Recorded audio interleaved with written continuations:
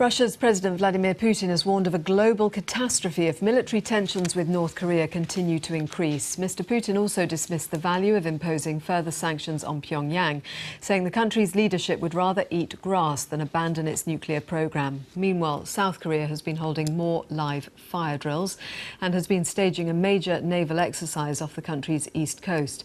A South Korean commander said the North's forces would be buried at sea in the event of a further provocation. The country's president says he is open to dialogue with the North, but now is not the time for talks. China, the North's main ally, is still urging caution and has called for a return to negotiations. Our correspondent John Sudworth is in Dandong on the border between China and North Korea. The Chinese city of Dandong is a very good place to contemplate China's position in the North Korean nuclear crisis. If we pan across the river, you can see just how close the two countries are at this point. They are connected by that iron bridge behind me, and almost all of North Korea's trade in goods, as well as its vital crude oil supply, flows across this border. You can see an antiquated North Korean power station on the other side there, a sign of just how dilapidated its energy infrastructure is.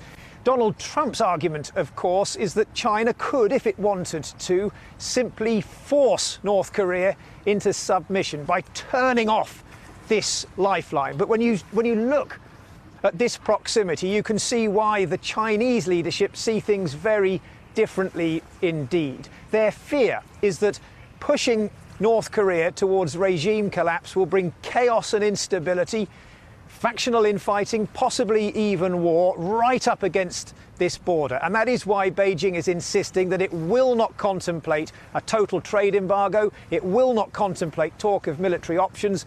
All it wants to see is a return to dialogue. And that has been its position all along. John Sudworth, well, we can get more on the comments from President Putin, who's speaking in China this morning. We can join our Moscow correspondent, Sarah Rainsford. Sarah, Vladimir Putin has, like China, dismissed putting further sanctions on North Korea. What is Moscow's view of what would be the way forward? He has, that's right. Russia's position quite similar to that of China. In fact, Russia and China have put forward a roadmap for resolving the crisis on the Korean Peninsula.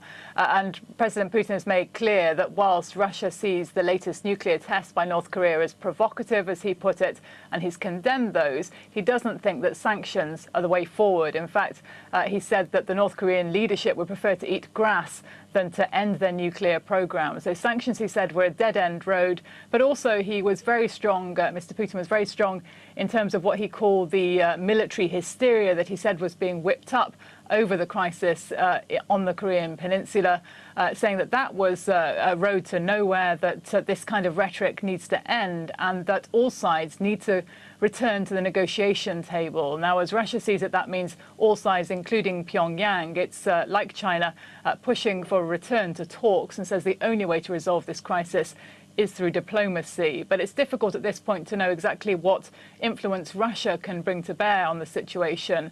Certainly it has very important historic ties with Pyongyang, but in terms of economic leverage or political leverage even, it's difficult at this point to know how much pressure Russia can actually exert on North Korea.